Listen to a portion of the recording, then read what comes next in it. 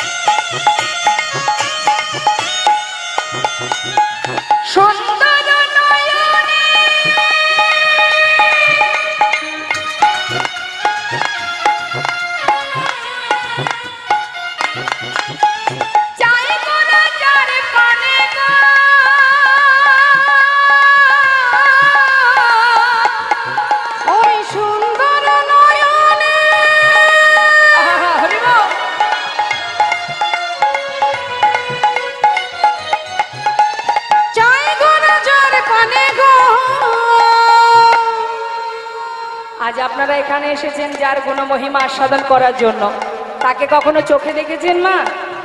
এখনো দেখা হয়নি, তাই না?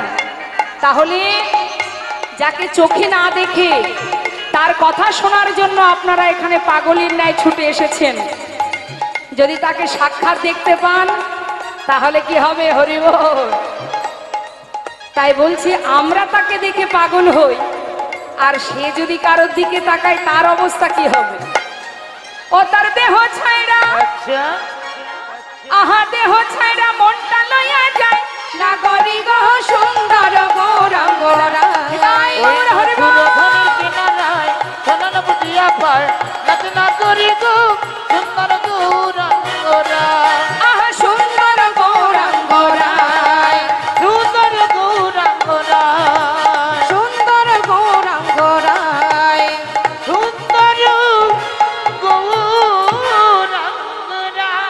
গৌর সুন্দর কি, নবদ্বীপ ধাম কি, পঞ্চতত্ত্ব কি, সুরধনী গঙ্গা মা কি, আমাদের ভারত ভূমি কি, পূর্ণ ভূমি কি। হরি বল, হরি বল। ভারত ভূমি পূর্ণ ভূমি, যেখানে একবার নয় যুগে যুগে এসেছেন ভগবান, এটা আমাদের অহংকার, এটা আমাদের গর্ব, অন্য কোথাও নয়, এই ভারতবর্ষে সত্য ত্রেতা দ্বাপর কলি 4 যুগেই তিনি এসেছেন। তাই তো বিদেশিরা আমাদের দেশে এসে চরণ ধুলি, আহা মৃত্তিকা মস্তকে দিয়ে বলে ধন্য ভারত ভূমি, ধন্য ভারতবাসী। তাহলে আমাদের দেশে একবার নয় ভগবানকে বারবার পেয়েছি, তাই না মা? এটা আমাদের গর্ব। সব থেকে বড় বিষয় এটাই, মহাপ্রভু যিনি এসেছিলেন বাঙালি মায়ের ঘরে, আমরাও সেই বাঙালি, যিনি বাংলায় কথা বলেন আমরাও বাংলায় কথা বলি। মহাপ্রভু ইংলিশেও বলতেন না, উর্দুতেও বলতেন না, তামিল ভাষাতেও বলতেন না, বাংলা ভাষায় কথা বলতেন, তাই না? আজ আমরাও সেই বাঙালি, আমরাও সেই বাংলাতে কথা বলি, এটা আমাদের অহংকার। তাই তো দেখবেন বিদেশিরা এসে তারা এই দেশে এসে বাঙালিদের কাছ থেকে বাংলা ভাষা শিখতে চায়। কেন? মহাপ্রভু বাংলায় কথা বলেন, যদি বাংলা শিখতে পারি প্রভুর মতো আমরাও বাংলায় কথা বলবো। হরি বল। করুণাময় গৌর সুন্দর কলিহত জীবকে এই মর্তধামে পাঠিয়ে দিয়ে, এই ঘোর কলিযুগে পাঠিয়ে দিয়ে তিনিও এলেন কলিহত জীবের উদ্ধারের জন্য। কারণ তিনি যে আমাদের পিতা, সন্তানকে পাঠিয়ে দিয়ে যেমন বিদেশে ছেলে মেয়ে বাইরে গেলে মা বাবা ঘরে বসে চিন্তা করে না যে বিদেশে গেল কি করবে, কিভাবে থাকবে, অহরহ মাতা পিতা চিন্তা করেন। ঠিক তদ্রূপ যিনি আমাদের পিতা, তিনি আমাদের মনুষ্যকুলে জন্ম দিয়ে এই মর্তে পাঠিয়ে দিয়ে তিনিও স্থির নন। তিনি কি করলেন? বিলম্ব না করে নিজে ভক্ত হয়ে এসে এই কলিযুগে জীবের ঘরে ঘরে উদ্ধারের পথ খুঁজে বের করে দিলেন। ওরে হরিনাম কর, নামকে আশ্রয় কর, মহামন্ত্র জপ কর। এই করুণাময় গৌর সুন্দর যখন এলেন বাবা, আসতে সচী মায়ের কোল আলোকের এলেন আমার গৌর হরি। তারপর বিদ্যাভাসে দিগ্বিজয়ী পণ্ডিত হলেন। কথাগুলো একটু মন দেবেন, স্থির করুন, চিত্তকে স্থির করুন। ভজন অত সহজ নয়। অমৃত কথা আস্বাদন করতে গেলে হৃদয় মন্দিরের পাত্রটা সুন্দর করতে হবে। সব কিছু ভুলে গিয়ে একেবারে ডুবে যেতে হবে নামের মধ্যে। উদাহরণ দিয়ে বোঝাই, দেখবেন অনেকে টিভির সামনে বসে টিভিতে সিরিয়াল দেখে আর তার মতো সে বকতে থাকে, মার মার, ওকে বলে এই তুই যাবি না, এই তুই করবি না। দেখবেন অনেকে বলে টিভিতে চলছে সিরিয়াল, বাইরে বসে বসে সে যেন মনে হচ্ছে এর মধ্যে এমন ভাবে ডুবে গেছে, ওই দেখবেন অপরকে জ্ঞান দেবে, এটা কর ওটা কর। তার মানে কি? মোহিত হয়ে যায়, সিনেমা দেখতে দেখতে ডুবে যায়। ঠিক ওইভাবে ডুবে যেতে হবে কীর্তনের মধ্যে, ভগবানের লীলা কথা আস্বাদনে ডুবে যেতে হবে। তবেই তো বুঝবেন লীলার মাহাত্ম্য কি। করুণাময় গৌর হরি এলেন, আসবা মাত্রই তার বাল্যলীলা সম্পন্ন করে তিনি নবদ্বীপের মস্ত বড় দিগ্বিজয়ী পণ্ডিত হলেন। তারপর তার পিতা জগন্নাথ মিশ্র তিনি ইহলোক ছেড়ে পরলোক গমন করলে গয়ায় গিয়ে বিষ্ণু পাদ পদ্মে পিতার জন্য পিণ্ডদান করলেন মহাপ্রভু। পিণ্ডদান করে নবদ্বীপে ফিরে এসে কলিজীবের উদ্ধারের জন্য মহামন্ত্র তিনি বদনে গাইতে লাগলেন, নিজে আচরণ করে জীবকে শিক্ষা দিতে লাগলেন। প্রতিনিয়ত শ্রীবাসের ঘরে হরিনাম করে। শ্রীবাস, এই যে শ্রীবাস পণ্ডিত যিনি দেবর্ষী নারদ কলিত হয়েছে শ্রীবাস, শ্রীবাস আমরা প্রত্যেকেই যদি আমাদের হৃদয় মন্দিরটাকে শ্রীবাস করতে পারি, শ্রী মানে সুন্দর, বাস মানে বাসা, এই জায়গাটাকে যদি সুন্দর করতে পারি, এখানেও সদা সর্বদাই ভগবান বিরাজ করবেন। তা সেই শ্রীবাসের ঘরে মহাপ্রভু ভক্তগণকে সাথে করে নিয়ে প্রতিনিয়ত হরিনাম করেন। আজও করছেন হরিনাম ভক্তগণকে নিয়ে। হঠাৎ আমার গৌর হরি শ্রীবাসকে ডাকলেন, শ্রীবাস, শ্রীবাস, আজ আমি তোমার ঘরে হরিনাম করছি বটে, কিন্তু আমি জানি না আজ আমি হরিনাম করে কোনো আনন্দ পাচ্ছি না। কেন বলো তো? শ্রীবাস পণ্ডিত বলছে, সে কি দয়াময়, কি হয়েছে তোমার? জানি না শ্রীবাস, কেন জানি না বারবার ওই ব্রজের কথা মনে পড়ছে আমার। নাম করছেন আমার গৌর হরি। মহাজন লীলার পাশে দাঁড়িয়ে বললেন, দেখো দেখো সুন্দর লালা সচির দোলালা নাচত শ্রীহরি কীর্তন মে সুন্দর লালা সচির দোলালা নাচত শ্রীহরি কীর্তন মে সুন্দর লালা ওই না সচির দুলালা নাচত শ্রীহরি এই কীর্তন মেলা ভালে চন্দন তিলক মনোহর ভালে চন্দন তিলক মনোহর আলোকা শোভন কপলন মে সুন্দর লালা সচির দোলালা নাচুত শ্রীহরি এই কীর্তন মেলা সুন্দর লালা। শিবা, তোমার কাছে আজ আমি একটা কথা জিজ্ঞাসা করব, বলো গৌরহরি। শিবাস, এই নবদ্বীপে আমি সবাইকে দেখতে পাচ্ছি, একজনকে তো দেখতে পাচ্ছি না, কে সে?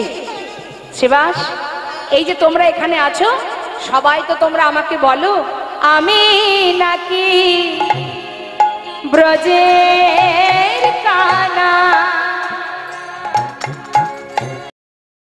আচ্ছা শিবাস, আমি নাকি ব্রজের কানাই? আমি যদি ব্রজের কানাই হব তাহলে এখানে সবাই আছে, একজন তো নেই। বলো শিবাস, কোথায় আমার দাদা বলার? আমি নাকি ব্রজের কানাই। হরি বল। বলো শিবাস, কোথায় আমার দাদা বলাই? ও তার দর্শনে আমি প্রাণে মরি, তার অদর্শনে আমি প্রাণে মরি, তার দর্শনে আমি প্রাণে প্রাণে মরি। হরি বল। তার দর্শনে আমি প্রাণে মরি। একবার বলো শিবাস, তোরা করি। বলো শিবাস, তোরা করি। বলো কোথায় আমার হলধরি? বলো শিবাস, তোরা করি। কোথায় আমার হলধরি? একবার বলো শিবাস, তোরা করি। কোথায় আমার হলধরি? একবার বলো জয় গৌর হরি বল, হরি বল। কোথায় আমার হলধরি? একবার বলো শিবাস, তোরা করি। কোথায় আমার হলধরি? বলো বলো শিবাস, তোরা করি। তোর দর্শনে আমি প্রাণে মরি গো, তার দর্শনে আমি প্রাণে মরি। বাবা, বৃন্দাবনের বলরাম কিন্তু কলিযুগে দুটো অংশ নিয়ে এসেছেন, একটা হচ্ছে নবদ্বীপে, আরেকটি অংশ হচ্ছে রাঢ় দেশের মাটিতে, বীরভূম জেলা। তারাপীঠে যারা গিয়েছেন নিশ্চয় দেখেছেন, একটু এগিয়ে গেলেই পরে আমাদের নিত্যানন্দ প্রভুর আবির্ভাব স্থান, জন্মভূমি। তা সেই বীরভূম জেলা রাঢ় দেশের মাটিতে একচক্র গ্রামে এলেন আরেকটি অংশ। এই দুটো অংশ যত সময় এক না হবে মা, তত সময় কিন্তু পরিপূর্ণ আমাদের নিত্যানন্দ প্রভুকে আমরা পাব না। তা আরেকটি অংশ নবদ্বীপে সচিমায়ের বড় ছেলে, নাম কি তার? বিশ্বরূপ। তিনি যখন সন্ন্যাসী হন তখন তার নাম হয় শঙ্করারণ্যপুরী। এবার এই শঙ্করারণ্যপুরী আরেকটি অংশ পাবার জন্য নানা তীর্থ ঘুরে বেড়াচ্ছে। আর এদিকে হারাই পণ্ডিতের ঘরে যিনি এলেন, যার নাম দিল কুবের। ছোট্ট ছেলে একটু একটু করে বড় হচ্ছে, তো এলেন ছোট্ট কুবের। যখন তার 12 বছর বয়স, সেই সময় তারই সমবয়সী বন্ধুদের নিয়ে মাঠে গিয়ে তারা খেলা করে। যখন মাঠে গিয়ে খেলা করে সমবয়সী বন্ধুদের নিয়ে, মা বাবার চরণে প্রণাম জানিয়ে বনে গিয়ে খেলা করে 12 বছরের ছোট্ট ছেলে। কিন্তু তার খেলা কি অন্যান্য শিশুদের মতো নয়। তার খেলা কোনোদিন রামলীলা খেলা, কোনোদিন কৃষ্ণলীলা খেলা। রাড়ি দেশনা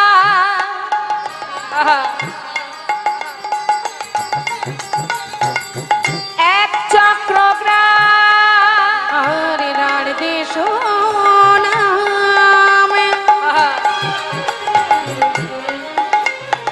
এক চক্রগ্রামে হারাই পণ্ডিত ওই নারার দেশ নাম একই চক্রগ্রাম হারাই পণ্ডিতের শুভ মাঘ মাস শুক্লা ত্রয়োদশী মাঘ মাস শুক্লা ত্রয়োদশী জনমিলা হল